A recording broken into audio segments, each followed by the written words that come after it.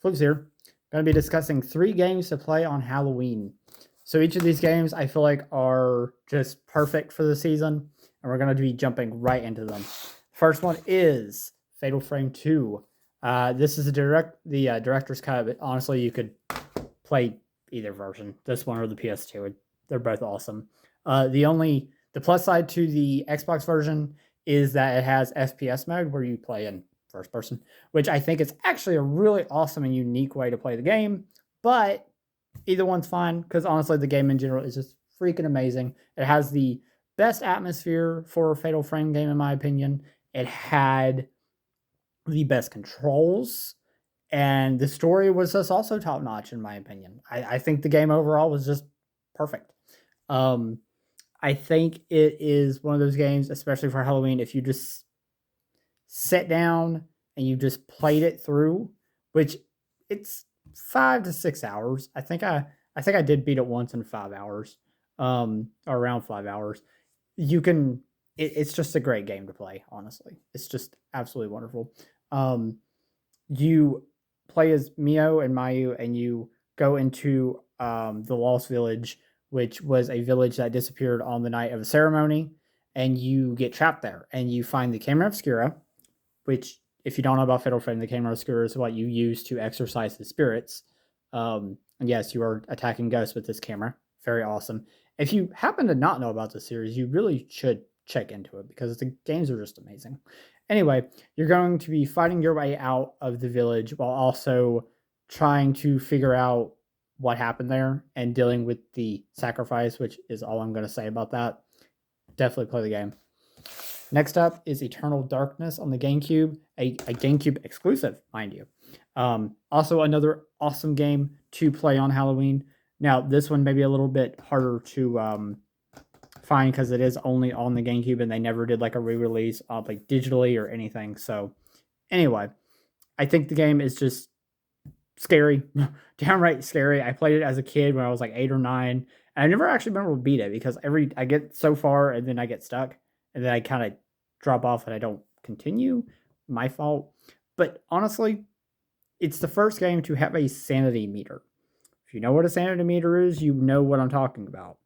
So it will like randomly, like once you get so far down, it will like delete your save data.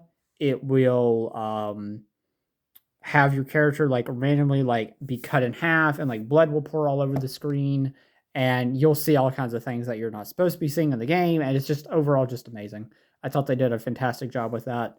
um you are, as far as story goes, you're Alex. You get called about your, I think it's your uncle, who died in his mansion. So you go to his mansion, and then you have to find like clues as to what happened to him, and then you find the Tome of Eternal Darkness, which will carry you out history because this tome is old. It'll carry you out through history as different people, and you have to play through their stories to understand what happened to them and the tome.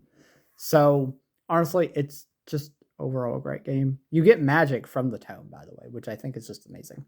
But it's very creepy, very eerie, scary, and honestly, it's just a great game in my opinion. And the last game is Dementium, The Ward. Now, there was a second game on the DS as well. I haven't really played too much of that one. I haven't actually beat the first game either, which I know is odd because I'm recommending it. But anyway. So the reason I chose the first one over the second one, the first one just had this thing about it. I don't know. Like, whenever you get into it and like you're first starting playing it, and you're setting, for me personally, you're sitting in the dark with your DS, and you're using the stylus to move the camera around, to shine the flashlight, to move your gun, to aim, and you're trying to walk down these dark corridors, and you had like the eerie music, which I think the music was actually really good for this game, to be honest. But anyway, everything just felt right, and you're waking up in like this like hospital. I think it was like a hospital wing or psychiatric ward or something.